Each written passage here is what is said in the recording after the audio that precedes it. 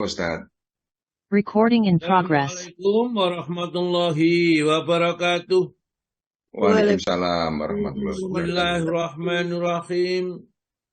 Innal hamdalillah nahmaduhu wa nasta'inuhu wa nastaghfiruh wa na'udzu billahi min shururi anfusina wa min sayyiati a'malina. May yahdihillahu fala mudhillalah wa ma yudlil fala hadiyalah.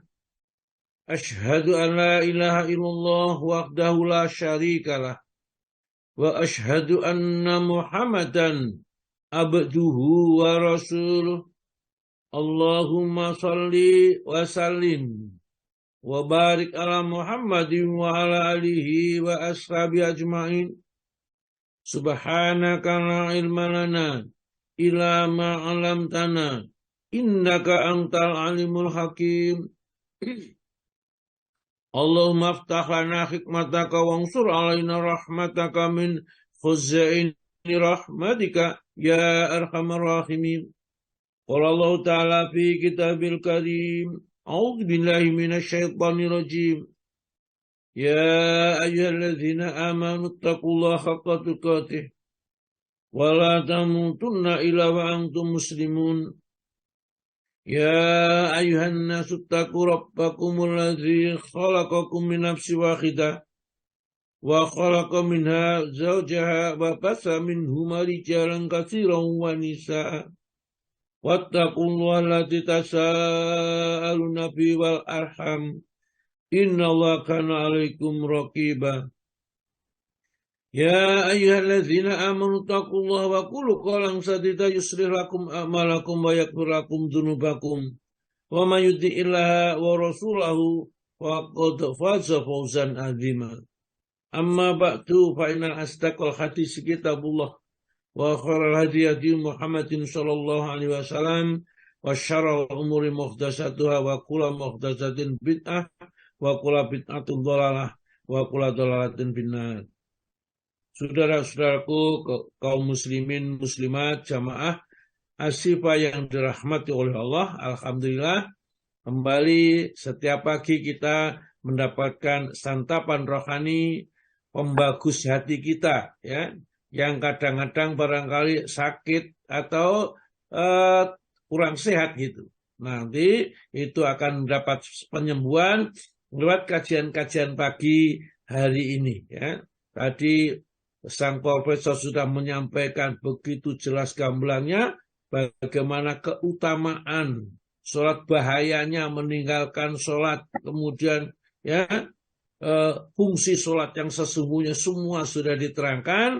Maka kita yang kita pikir tinggal baiknya sholat kita. Sholat memang luar biasa, tapi kalau mengerjakannya salah ya tidak ada nilainya, nanti nol, ya. Memang kalau dipidatokan bagus, tapi kalau mengerjakannya salah, maka akan bermasalah nanti. Maka sedikit ya saya sampaikan ini fardhu sholat saja supaya kita sholatnya nanti jadi baik lah, ya. Sholatnya jadi baik. Tadi keutamanya sudah diterangkan, saya tidak menerangkan itu, tapi saya tambahi aja ya supaya menjadi lebih sempurna penjelasannya tadi. Nah, surat itu ada syaratnya dan ada rukunnya. Nah, syarat dan rukun tidak boleh ketinggalan, tidak boleh terlepas. Ini. Kalau syaratnya tidak dipenuhi, sholatnya untuk otomatis meskipun fardunya, wajibnya, sunnahnya, dan lain-lainnya bagus, maka tidak ada nilainya. Kalau syaratnya tidak terpenuhi. Kalau syaratnya sudah terpenuhi, baru rukunnya. Ya. Rukunnya itu harus dijalankan dengan baik dan benar. Jadi tidak boleh kita sholat hanya pokoknya sholat, ya. Rukunnya itu harus dikerjakan baik dan benar. Maka secara singkat saja saya sampaikan syarat-syarat sholat itu yang ada 9 ini, ya. Yang pertama, orang yang sholat harus Islam, ya.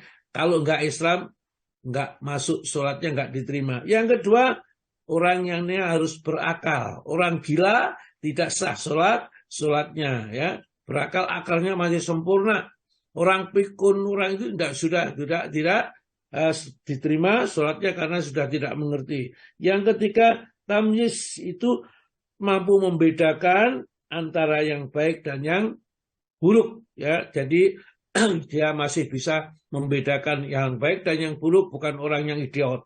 Yang keempat, tidak beradas, baik beradas kecil maupun beradas besar. Ya, tidak saya terangkan bagaimana menunjuk dan seterusnya, tapi tidak beradas, begitu saja kita sudah tahu. Nanti pada pembahasan fikih kita bahas. Kemudian yang kelima, menghilangkan najis dari badan, pakaian, dan tempat yang kita gunakan untuk sholat. Ya. Yang keenam, menutup aurat. Ya, tidak boleh sholat dengan telanjang. Ya, atau menutup yang hanya yang diperlukan saja. Jadi wanita gitu ada, makan pakai mukena dan lain-lainnya itu ada karena harus menutup aurat. Yang ketujuh, tiba waktunya sholat. Jadi seperti sekarang sholat duhur nggak sah karena belum waktunya, ya, belum waktu duhur. Yang kedelapan, menghadap kiblat. Kalau kita tahu ini, kalau kita nggak tahu menghadap sembarang saja, ya. Yang kesembilan, niat. Jadi kalau sholat nggak niat, ya nggak salah sholatnya. Ya. Niat itu artinya menyengaja berbuat sesuatu, ya, yang akan dilakukan. Jadi kalau niat sholat berarti tatkala berangkat ke masjid itu sudah niat kita sholat. Nggak mungkin berangkat ke masjid itu kita di sana nanti mau tandaan, itu tidak mungkin, ya. Kita niatnya sholat, ya, niat. Nah, kalau itu sudah terpenuhi, maka rukun-rukun sholat jangan sampai kita tertinggal. Yang pertama adalah, ini ada 14 ini. Yang pertama, tapi ringkas saya teraskan. Yang pertama adalah berdiri jika mampu. Jadi sholat fardu itu tidak sah sholat dengan duduk kalau dia bisa berdiri. Yang kedua, takbiratul ihram dengan ucapan Allahu Akbar, bukan ucapan yang lain, ya. Mengangkat tangan itu sunnah, tapi ucapan Allahu Akbar tatkala memulai sholat itu adalah rukun yang tidak boleh ditinggalkan. Kalau ditinggalkan batal sholatnya. Yang ketiga, membaca suratul Fatihah. Yang sholat tidak membaca suratul Fatihah, tidak sah sholatnya. Ya, penjelasan panjang lebarnya nanti. Ya. Kemudian yang keempat, rukuk. Ya, sholat nggak rukuk langsung sujud berdiri tidak sah. Ya, harus rukuk. Yang kelima, iktidal setelah rukuk. Ya. Yang keenam, sujud antara 7 anggota tubuh. Ini yang penting nih. Sujud ini kadang-kadang kita jentik gitu aja, salah, ya. Sujud antara 7 anggota sujud, ya. Mana 7 anggota tubuh itu? 1, ya. Dari atas dulu, ya. Jadi kening dengan hidungnya. Jadi kening di sini, hidungnya menyentuh tempat sujud. Kemudian kedua telapak tangan. Ini sudah 5. Kemudian kedua 3, ya. Kemudian kedua lutut 5. Kemudian kedua ujung jari kaki yang kita miliki itu menghadap ke arah kiblat, juga ditekuk begitu. Tumitnya itu bersentuhan. Jadi ini kemudian nanti rincian secara global di fikih nanti, ya. Kemudian duduk di antara 2 sujud dengan duduk iftirasi, ya. Nanti diterangkan. Kemudian yang penting ini yang sering ditinggalkan, tumak ninah, tenang pada seluruh gerakan. Jadi Allahu Akbar, rukuk tenang dulu. Sami Allahu liman hamidan, tenang dulu. Allahu Akbar, tenang dulu. Baru bacaan rukuk atau bacaan sujud dan seterusnya. Itu tumak ninah. Kalau enggak tumak ninah, enggak sah sholatnya. Maka dari itu Nabi kita mengatakan sejahat-jahat pencuri adalah pencuri di dalam sholat. Mereka tidak menyempurnakan rukuk dan sujudnya. Jadi yang ke-8 kan 10 adalah tertib atau runtut pada pelaksanaan rukun-rukun sholat. Yang ke-11 adalah tasahud akhir, ya. Bukan tasahud awal, tasahud sunnah. Yang ke-12 duduk pada tasahud akhir, dan yang ke-13 bersolawat untuk Nabi, ya. Solawat pada saat tasawuf akhir itu termasuk rukun, enggak solawat enggak sah. Yang ke-14 2 kali salam. Tapi sebenarnya yang salam yang pertama itu yang wajib, yang kedua adalah sunnah, ya. Itu saja. Sementara nanti pembahasannya dulu sudah pernah, tapi memang ilmu itu harus diulang-ulang Supaya apa? Supaya kita menjadi lebih sempurna dan lebih sempurna lagi. Baiklah, ya, kita langsung aja kita membaca ayat Quran yang ditugasi siapa, Bu? Bu Katmi, Ustadz. Bu Katmi. Monggo Bu Katmi silakan membacakan ayat Al-Quran yang sudah disebutkan. Monggo, Bu. Yes, siap, Ustadz. Assalamualaikum warahmatullahi wabarakatuh. Waalaikumsalam warahmatullahi wabarakatuh. Membaca surat Al-Jasiyah, surat ke-45, ayat 20 sampai dengan 26. A'udzu billahi minasy syaithanir rajim. Bismillahirrahmanirrahim. Am hasibal ladzina jtarahus sayyiati an naj'alahum kalladzina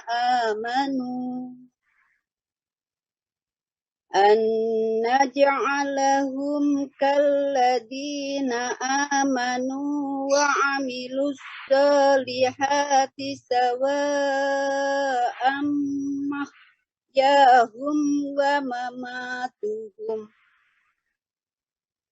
sa'a ma yahkumun wa khalaqallahu samawati wal arda bil haqqi walitujza kullu nafsin bima kasabat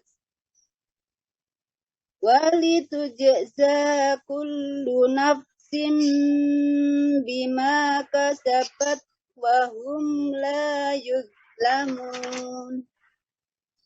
Afara'aita man ittakhadha ilahahu hawahu wa adallahu ala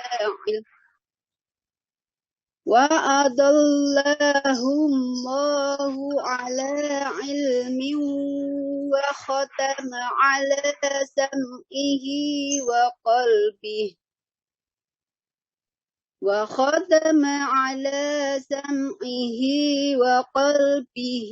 wa ja'ala ala basarihi ghishawah faman yahdihi min ba'dillah afala tadhakkarun. Wa qalu ma hiya illa hayatuna dunya namutu wa nahya wa ma yuhlikuna illa dah wa ma lahum bidzalika min ilm inhum illa yadunnun. Wa iza tutla alaihim ayatuna bayyinatin ma kana hujjatahum illa an qalu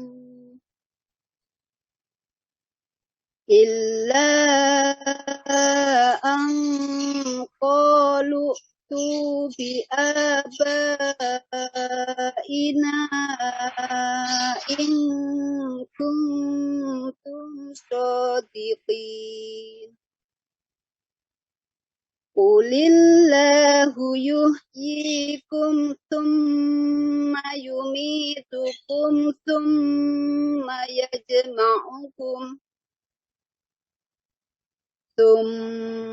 yajma'ukum ila yaumil qiyamati la raiba fihi walakinna aktsaran nasi la ya'lamun. Iya, luar biasa. Terus terjemahnya Pak Guru? Aku berlindung kepada Allah dari godaan setan yang terkutuk. Dengan nama Allah yang Maha Pengasih, Maha Penyayang.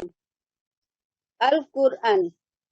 Ini adalah pedoman bagi manusia, petunjuk dan rahmat bagi kaum yang meyakini. Apakah orang-orang yang melakukan kejahatan itu mengira bahwa kami akan memperlakukan mereka seperti orang-orang yang beriman dan yang mengerjakan kebajikan, yaitu sama dalam kehidupan dan kematian mereka. Alangkah buruknya penilaian mereka itu. Dan Allah menciptakan langit dan bumi dengan tujuan yang benar, dan agar setiap jiwa diberi balasan sesuai dengan apa yang dikerjakannya, dan mereka tidak akan dirugikan. Maka pernahkah kamu melihat orang yang menjadikan hawa nafsunya sebagai Tuhannya, dan Allah membiarkannya sesat dengan sepengetahuannya? Dan Allah telah mengunci pendengaran dan hatinya, serta meletakkan tutup atas penglihatannya. Maka siapakah yang mampu memberinya petunjuk setelah Allah membiarkannya sesat? Mengapa kamu tidak mengambil pelajaran? Dan mereka berkata, kehidupan ini tidak lain hanyalah kehidupan di dunia saja. Kita mati dan kita hidup, dan tidak ada yang membinasakan kita selain masa. Tetapi mereka tidak mempunyai ilmu tentang itu. Mereka hanyalah menduga-duga saja. Dan apabila kepada mereka dibacakan ayat-ayat kami yang jelas, tidak ada bantahan mereka selain mengatakan, hidupkanlah kembali nenek moyang kami, jika kamu orang yang benar. Katakanlah, Allah yang menghidupkan, kemudian mematikan kamu, setelah itu mengumpulkan kamu pada hari kiamat yang tidak diragukan lagi. Tetapi kebanyakan manusia tidak mengetahuinya. Maha benar Allah atas segala firman-Nya, dan dialah yang Maha Agung. Wassalamualaikum warahmatullahi wabarakatuh. Ya. Waalaikumsalam Luar warahmatullahi biasa sekali belajar di Asyifa bacanya ya. Benar, sudah perlahan-lahan enak didengarkan ya. Tajwidnya bagus menurut saya ya. Tapi mestinya juga bagus ya, karena ya memang tidak salah lah ya, seperti itu. Lagunya lagu bagus karena lagu yang biasanya diajarkan oleh guru-guru kepada murid-murid di sekolah ini. Terima kasih Bu Katmi ya. Mudah-mudahan Allah Ta'ala membukakan pintu-pintu kebaikan dan membukakan juga pemahaman Al-Quran yang telah dibacanya ini. Baiklah, saya hari ini tidak menerangkan ini karena waktunya sudah sangat mepet sekali. Langsung aja kita masuk dengan materinya. Jadi mestinya saya terangkan itu bagus sekali. Ayat-ayat yang sudah saya kumpulkan ini kalau kita terangkan satu persatu, enggak nutut waktunya. Nanti materi pokoknya tidak ada. Baik, adab tertibnya untuk berdoa kepada Allah Subhanahu Wa Taala. Monggo Pak Tomo ada? Ada Ustaz. Oh, Ada, monggo Pak Tomo. Iya, monggo Pak Tomo dibaca adab. Itu di kitab apa Ustaz? Baik, Fikih Sunnah jilid 4 ada. Fikih Sunnah. Sayyid Sabiq ya? Ya. Ya, Ustaz. Biasanya punya Pak Tomo itu, biasanya. Halaman 271 itu yang agak agak baru atau yang lama itu. Yang saya 236. Oh ya, sudah apa-apa ya. Ini tahun lama, tahun 89-an dulu. Iya, ini ada yang 239 ada Pak ini juga. Saya punya 2. Monggo Pak Tomo. Perintah melakukannya ya Ustaz.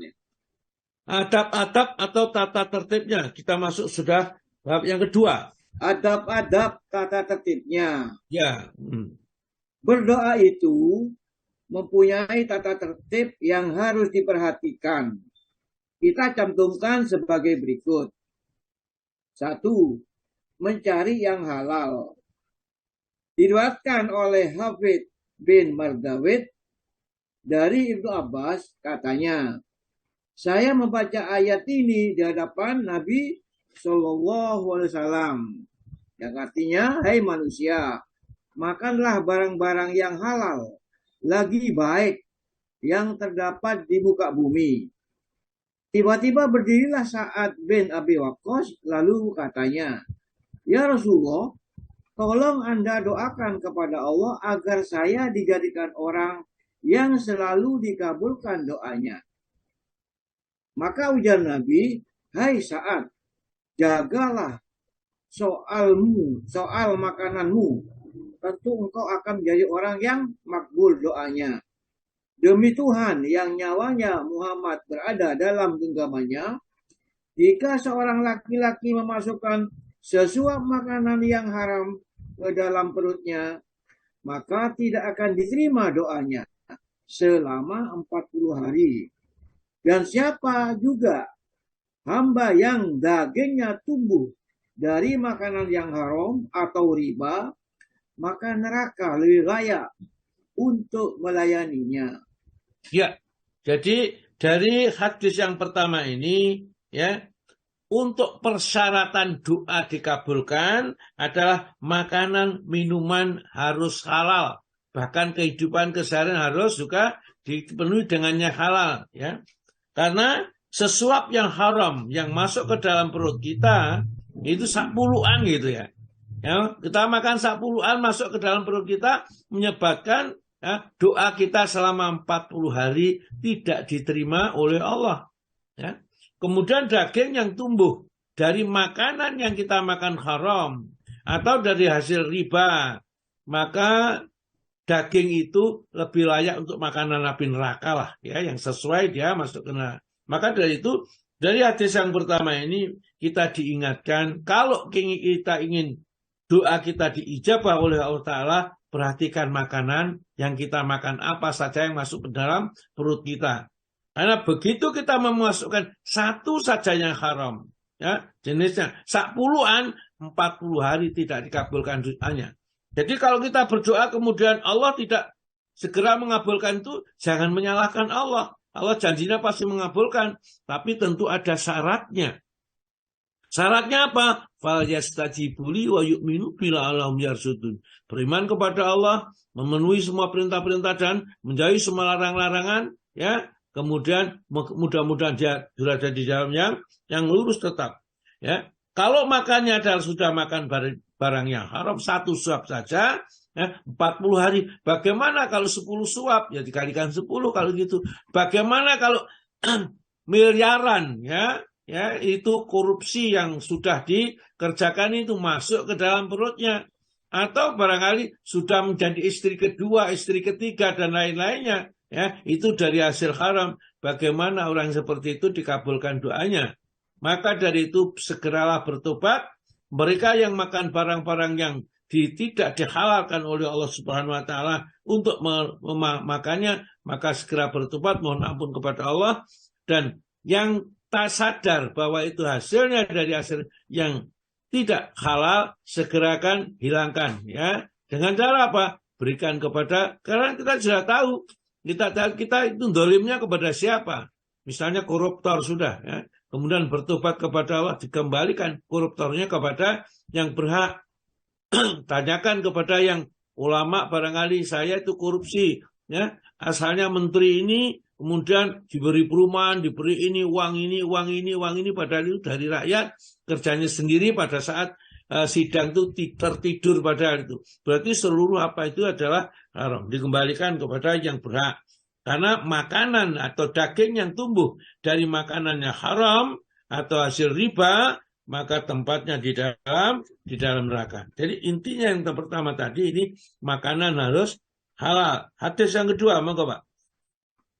Dan dalam musnad dari Imam Ahmad serta sahih dari Imam Muslim terdapat riwayat dari Abu Hurairah bahwa Rasulullah Shallallahu Alaihi Wasallam bersabda, wahai manusia, Sesungguhnya Allah itu maha baik dan tak hendak menerima kecuali yang baik. Dan Allah telah menitahkan kaum mukminin melakukan apa-apa yang telah dititahkannya kepada para mursalin. Firman-Nya yang artinya, wahai para rasul, makanlah olehmu mana-mana makanan yang baik dan beramal solehlah. Sungguh terhadap apa juga yang kamu lakukan, aku maha mengetahui. Al-Mu'minun ayat 51. Sudah. Dan firman-Nya lagi yang artinya, wahai orang-orang yang beriman, makanlah mana-mana rezeki yang baik yang telah kami berikan. Al-Baqarah 172. Kemudian disebutnya perihal seorang laki-laki yang telah berkelana jauh dengan rambutnya yang kusut masai dan pakaiannya penuh debu, sedang makanannya dari yang haram, pakaiannya dari yang haram, dan dibesarkan dengan barang yang haram. Walaupun ia menengadahkan tangannya ke langit sambil berdoa, ya Tuhan, tetapi bagaimana Tuhan dapat mengabulkan doanya itu? Ya, inilah satu pelajaran buat kita. Orang mukmin itu perintahnya sama dengan Rasul. Orang mukmin harus dimakan yang halal, para Rasul juga sama. Jadi sini, ya ayuhan nas, wahai manusia, innallaha thayyibun, ya. Sesungguhnya Allah itu baik, ya. Layak balu yang tidaklah dia menerima ila thayyiban kecuali yang baik. Jadi artinya kalau sedekah juga harus sedekah dari hasil yang halal. Jangan dari mencuri, merampok, korupsi, mendirikan masjid. Ya percuma saja. Kalau masjidnya digunakan sholat, bagaimana? Ya enggak masalah. Itu urusan masalah. Kalau yang berinfak mendirikan masjid tersebut tidak dapat pahala. Kenapa? Karena hasilnya adalah hasil yang tidak baik. Innallaha thayyibun, sesungguhnya Allah itu baik, layak balu dia tidak akan menerima ila thayyibat, yang baik juga. Asalnya baik, benarnya baik. Ini. Wa innallaha, dan sesungguhnya Allah amarul mu'minina, telah memerintahkan kepada orang mukmin itu bima amara bihil mursalin, sama dengan perintahnya kepada para utusan. Jadi orang mukmin itu diperintah oleh Allah sama dengan para utusan diperintahkan oleh Allah.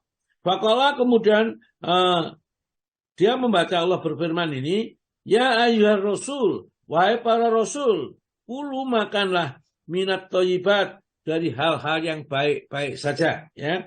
Makanan jenisnya baik, cara mencarinya baik, itu Rasul diperintahkan itu. Wa'malu sholihan, kemudian beramalah dengan amal soleh. Artinya amal soleh itu intinya tidak akan bisa diterima oleh Allah kecuali dilewati dari hal-hal yang baik. Makanannya harus makanan yang baik. Kalau orang merampok dan lain-lainnya kemudian beramal, amalnya tidak diterima. Ini sesungguhnya aku Allah, bima ta'maluna alim, terhadap apa saja yang kamu kerjakan itu sangat mengetahui. Ya. Wa qala, dan Allah pun berfirman, ya, kepada orang beriman, ya ayyuhalladzina amanu, wahai orang-orang yang beriman, kulu makanlah min thayyibat, dari apa-apa yang baik. Ya, perhatikan sama dengan perintahnya kepada Rasul. Makan yang baik, ya. Ma razaqnakum, apa saja yang kami rezekikan kepada kamu, ya. Waskuru lillahi in kuntum iyahu ta'budun, itu kalau kita lanjutkan di sini. Summa dzakara rajulu, ya. Kemudian Rasulullah menceritakan ada seorang laki-laki yutilu safara, dan sudah mengerjakan perjalanan yang jauh, perjalanan panjang, aghbara, ya, as'asha, ya, rambutnya terurai, aghbara, dan wajahnya tertutup debu, jadi sudah kusut begitu. Wa mat'amuhu, ya, dan makanannya haram. Wa malbasuhu, dan pakaiannya haram, juga haram, ya. Wa ghodiya bil haram, dan kehidupan kesehariannya itu senantiasa diliputi haram, ya. Kemudian yamudu yadaihi, dia kemudian mengangkat kedua tangannya ila samai, ke langit, ya Rabbi, wahai Tuhanku, minta. Sebenarnya berdoa dengan kondisi yang diceritakan oleh Rasulullah itu adalah kondisi orang yang akan dikabulkan oleh Allah. Merasakan hina dirinya ya dalam keadaan miskin gitu, rambutnya tidak terlihat karena kemiskinannya, kemudian berdebu badannya karena mereka itu orang miskin. Kemudian dalam perjalanan itu adalah syarat juga akan dikabulkan oleh Allah doanya. Ya, kemudian disampaikan, mengangkat tangan itu juga termasuk persyaratan doa-doa yang akan dijanjikan dikabulkan oleh Allah. Namun sayang, makanannya, minumannya, pakaiannya, dan kehidupan kesehariannya diliputi dengan yang haram. Fa'anna yustajabu lidzalika. Bagaimana Allah akan mengabulkan doanya orang yang semacam itu. Itu artinya mengingatkan kepada kita, kalau kita mau berdoa kepada Allah, coba mulai semuanya yang ada di dalam rumah tangga kita haram. Kalau kita punya listrik jangan bantol, ya. Kemudian air pump juga jangan kemudian dioplos gitu ya dengan air sumur pompa itu supaya bayarnya murah, jangan ya. Pokoknya makanan, minuman, pakaian, tempat tinggal kita semua harus bebas dari yang haram supaya doa kita diijabah. Orang yang doanya diijabah tandanya orang yang dicintai oleh Allah. Dan doa itu tandanya doa itu akan diijabah oleh Allah Ta'ala. Dia sudah mau berdoa dengan tulus dan menjaga dirinya dari hal-hal yang diharamkan oleh Allah. Maka teruskan, Pak. Yang kedua, menghadap kiblat jika dapat. Nabi SAW pergi keluar buat sholat istisqa, minta hujan. Maka beliau berdoa dan memohonkan turunnya hujan sambil menghadap ke kiblat. Ya, jadi itu menghadap ke kiblat jika mungkin dan mudah ya doanya, karena dengan menghadap kiblat ini mengikuti sunnah yang diajarkan Nabi. Meskipun berdoa tidak menghadap kiblat pun juga boleh ya. Jadi berdoa misalnya mau makan nggak usah pergi menghadap kiblat ya. Jadi seorang khotib yang berdoa yaitu tidak usah menghadap kiblat, ya tetap menghadap pada jamaah ya, tidak masalah. Yang ketiga, monggo Pak. 3. Memperhatikan saat-saat yang tepat dan suasana utama. Seperti pada hari Arafah, bulan Ramadan, hari Jumat, sepertiga terakhir dari malam hari, waktu sahur, ketika sedang sujud, ketika turun hujan, antara adzan dan iqamah, saat mulai pertempuran, ketika dalam ketakutan, atau sedang beribahati. Nah, inilah ya, manfaatkan saat-saat ini kita berdoa ya. Tatkala di padang Arafah, nah, maka tatkala orang haji di padang Arafah, itu mereka disuruh oleh Nabi banyak berdoa, karena disitulah Allah akan membebaskan sebanyak-banyaknya orang dari api neraka ya. Jadi jangan guyonan di Arafah sana sampai selesai wukuf. Biasanya kita kalau wukuf itu cuma 1 jam 2 jam juga kelihatan khusyuk gitu. Tapi kalau sudah, karena menunggu sampai matahari tenggelam, itu sudah kadang-kadang guyonan, kemudian foto-fotoan ya, dan lain sebagainya. Jangan. Padahal waktu itu adalah waktu mustajabah. Demikian juga bulan Ramadan. Kalau berdoa mustajabah hari Jumat ya. Kemudian sepertiga terakhir di malam hari waktu sahur itu ya. Nah, kemudian ya waktu sahur dan ketika sedang sujud. Kalau kita sujud. Jadi kalau kita barengkan sujud di padang Arafah ya, kemudian malam hari, gak mungkin malam hari dia padang Arafah karena wukuf itu hanya sampai matahari terbenam saja. Kemudian acara antara adzan dan iqamah itu juga termasuk saat-saat mustajabah. Saat mulai pertempuran, kalau ada pertempuran, mohon kepada Allah, itulah pertolongan Allah akan diberikan. Mintalah sesuai dengan yang kita perlukan, kemenangan, ya, masuk surga dan lain-lainnya. Dan ketika sedang ketakutan, jadi misalnya kita sudah terapung-apung di tengah lautan, nggak ada siapa-siapa, berdoa yang sungguh-sungguh kepada Allah, ya, Allah akan menurunkan pertolongannya, ya, ini janjinya. Kemudian orang yang sedang hatinya gundah gulana. Terus berikutnya Pak. 1. Diterima dari Abu Umamah, artinya seseorang bertanya, ya Rasulullah, doa manakah yang lebih didengar oleh Allah? Maka ujar Nabi, doa di tengah-tengah akhir malam dan selesai sholat fardu. Iya, ya. Jadi doa yang paling didengar oleh Allah. Ya. Kila ditanya, ya Rasulullah, maksudnya sahabat bertanya, namanya Abu Mamah yang bertanya ini.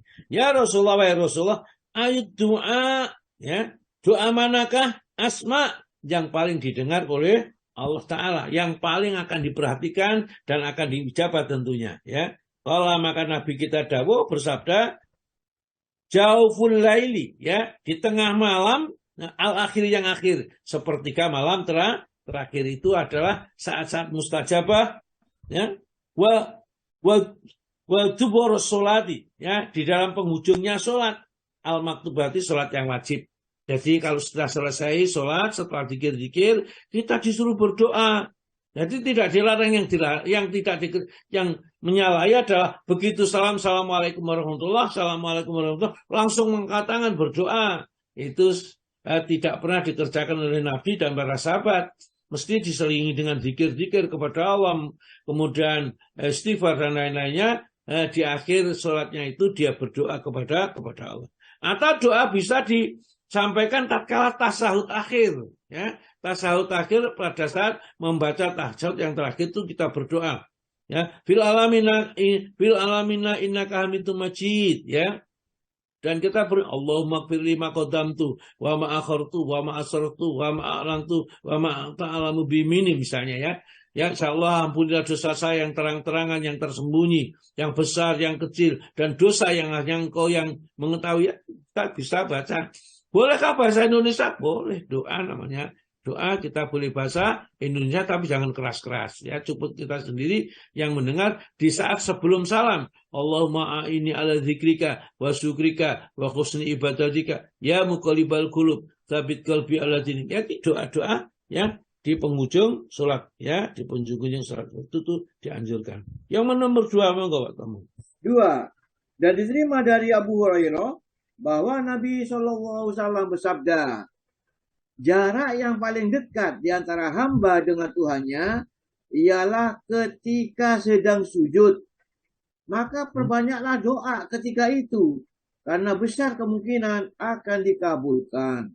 Ya, tapi bisa kalau sujud berdoa juga, ya. Jadi kalau kita misalnya sholat duha juga, ya, sholat duha, di saat sujud itu kita mohon kepada Allah, ya, mohon apa saja, bahasa Indonesia, tapi ada yang mengatakan di dalam hati saja, boleh diucapkan juga, tapi kalau di dalam hati lebih bagus. Karena apa? Allah Maha mengetahui isi hati seseorang. Jadi tatkala sujud, boleh sholat fardu, boleh sholat sunnah, itu tatkala sujud yang terakhir biasanya yang kita pakai, padahal tidak harus sujud terakhir, itu kita berdoa kepada Allah. Yang berikutnya, monggo Pak. Keempat, mengangkat kedua tangan setentang kedua bahu.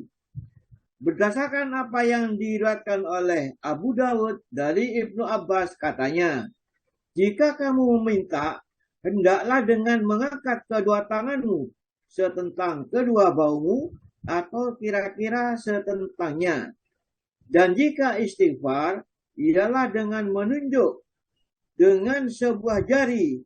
Dan jika berdoa dengan melepas semua jari jemari tangan. Ya, jadi dibuka tangannya. Ya, kalau istighfar ditunjuk jarinya menunjuk mohon ampun kepada Allah Ta'ala. Nah, inilah yang dituntunkan di dalam hadis ini, ya. Terus Pak, dan diriwayatkan dari Malik bin Yasar bahwa Rasulullah SAW bersabda, jika kamu minta kepada Allah, maka mintalah dengan bagian dalam telapak tanganmu, jangan dengan punggungmu. Sedangkan dari Salman, sabda Nabi SAW, sesungguhnya Tuhanmu yang maha berkah dan maha tinggi adalah maha hidup, lagi maha murah. Ia merasa malu terhadap hambanya. Jika ia menadakan tangan kepadanya, akan menolaknya dengan tangan hampa.